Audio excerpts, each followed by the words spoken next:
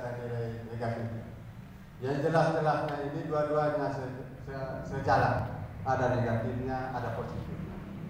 Tetapi dalam hal ini sebelum Bapak yang bertugas terutama pihak PLN, yang jelasnya adakan observasi. Sesudah itu adakan observasi baru adakan penelitian. Yang kedua, kalau sudah ada penelitian mesti ada seleksi, karena ada orang penelitian atau observasi secara follow up. Kalau artinya berulang-ulang, akhirnya dari hasil follow up ini orang adakan seleksi hingga ditentukan titiknya. Sehingga kalau sudah ditentukan titiknya, berarti baru ada satu eksperimen atau percobaan atau menjalankan suatu kerja. Itu dalam halnya negatifnya. Tetapi saya dengar tadi Bapak katakan waktu kerjanya nanti tiap Tuhan tanda-tanda. Kalau ada tanda-tanda yang positif, ada juga tanda-tanda yang negatif.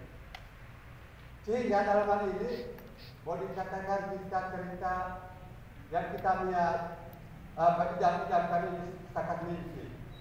Tapi prospek dari pribadi saya, mudah-mudahan yang kita gerakan, yang kita lakukan, yang kita bincangkan pada malam hari ini dan sore hari ini terjadi hal yang positif.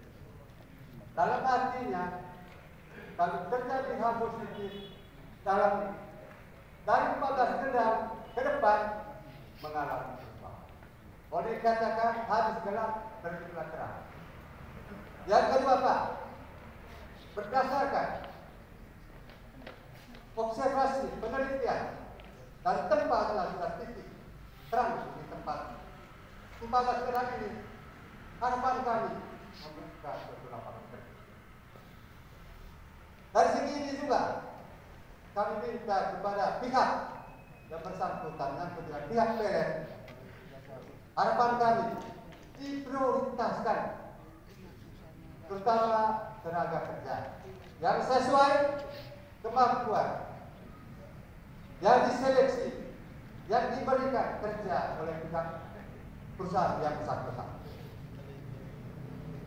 Yang kedua lagi Pak, kami harapkan dari 14 gendam ini masih ada juga yang belum masuk listrik.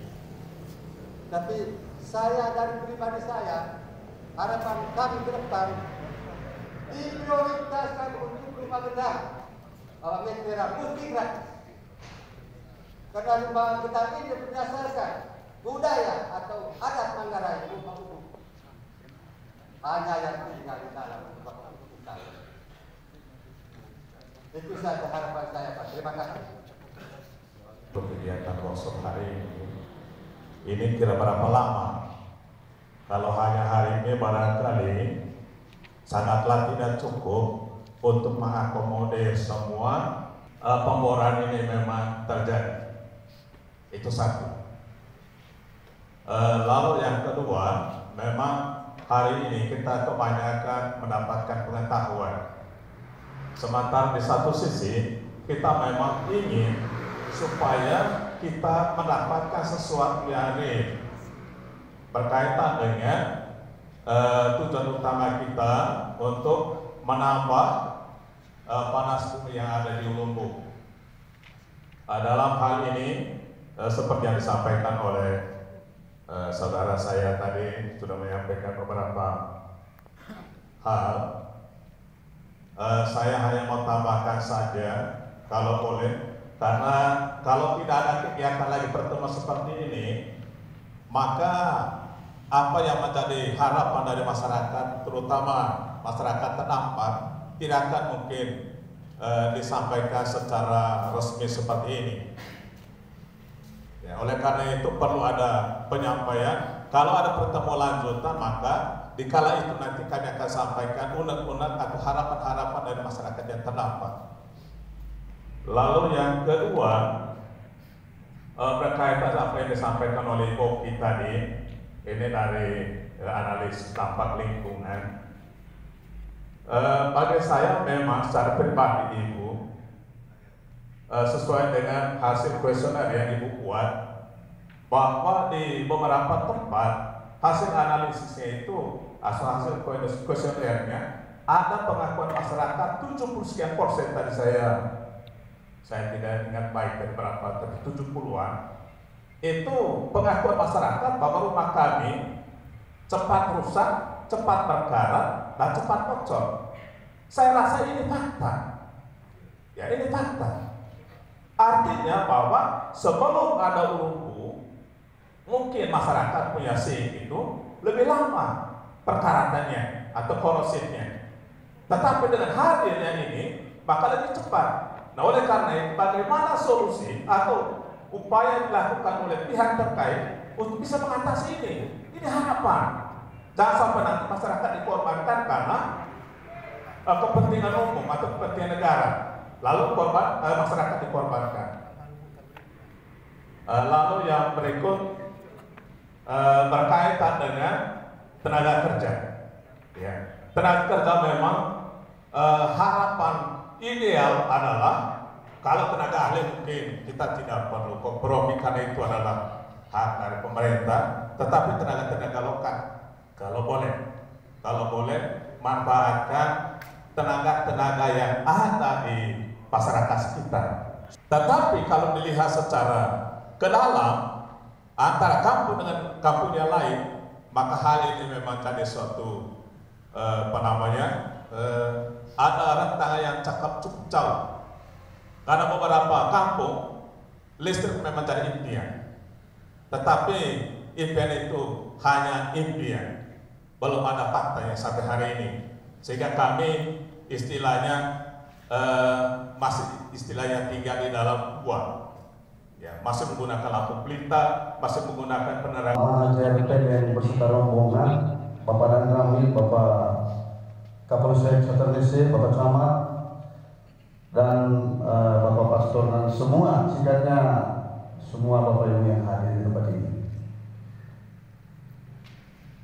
Tadi sudah dijelaskan oleh Yang Terhormat Bapak Presiden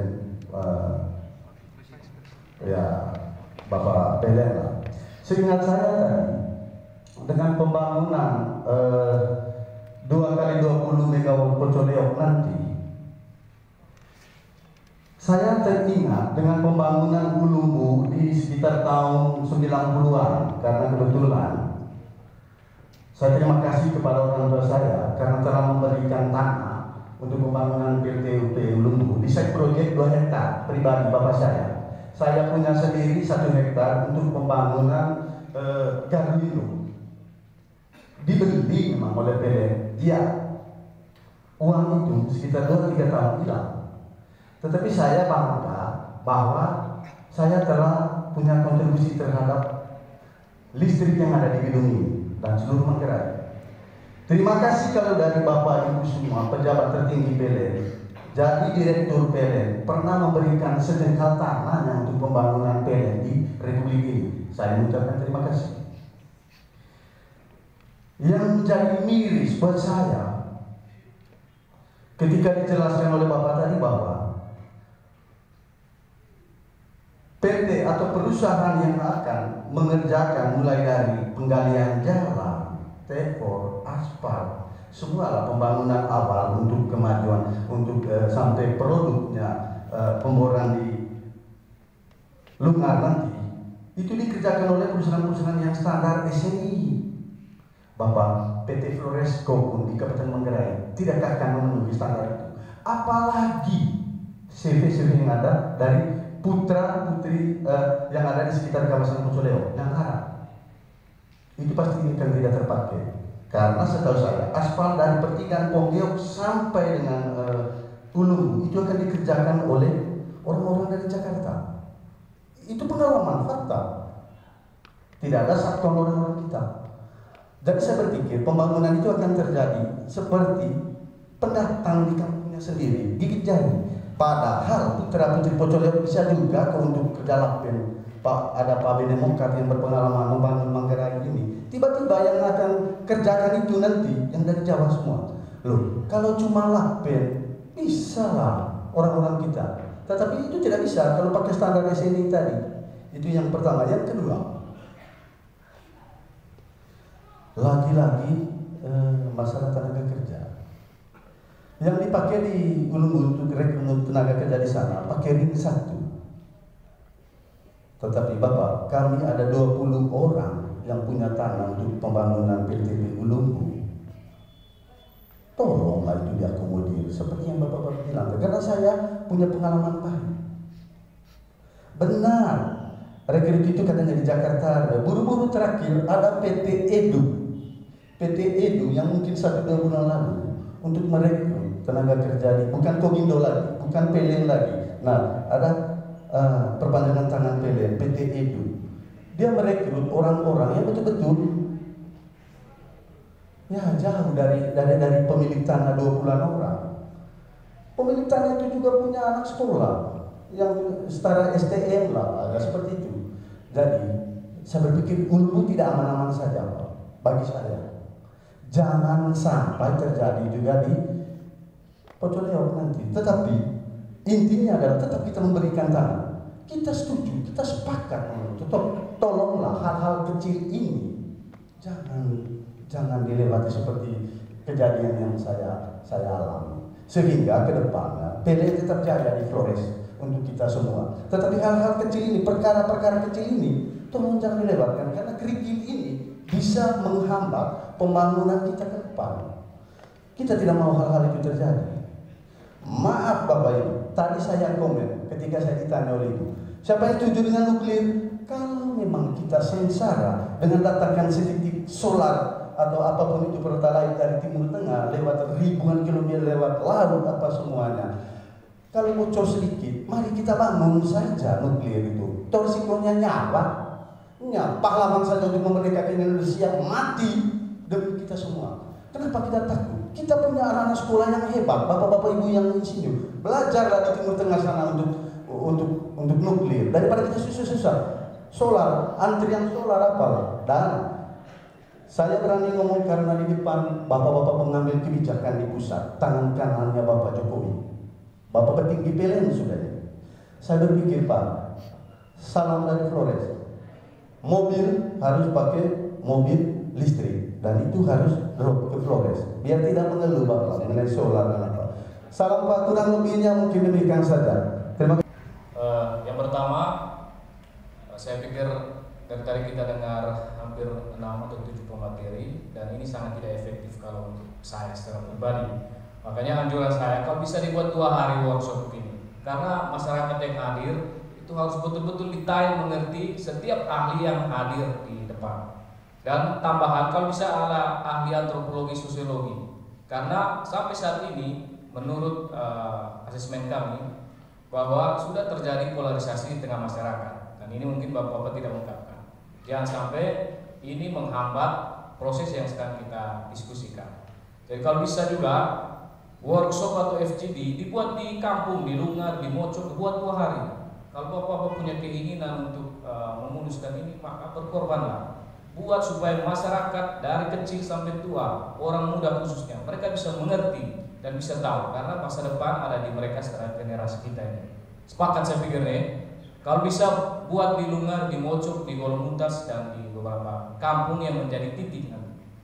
Itu yang pertama. Yang kedua, beberapa waktu lalu saya baca rilis dari PLN pusat. Saya pikir kalau salah bisa dikoreksi. Itu rasio elektrifikasi untuk Flores itu sudah melebihi kapasitas dan ada kelebihan. Ada kelebihan 18 dan juga ada kelebihan 22 informasi. Dan itu mungkin nanti dikurangi dengan PLTMG, contoh di Rago kalau mau dihilangkan itu bisa dikurangi 23 dan sebagainya. Tapi pertanyaan saya, itu ada 2 sumur kalau saya tidak salah yang di Ulumbu yang tidak aktif. Apa salahnya itu diaktifkan? Juga di Matoloko menurut Bapak dari PLN tadi bahwa itu shutdown atau diberhentikan karena tidak ada anggaran gitu. Apa salahnya anggaran dialihkan ke sana dan aktifkan yang di sana? Ini anjuran.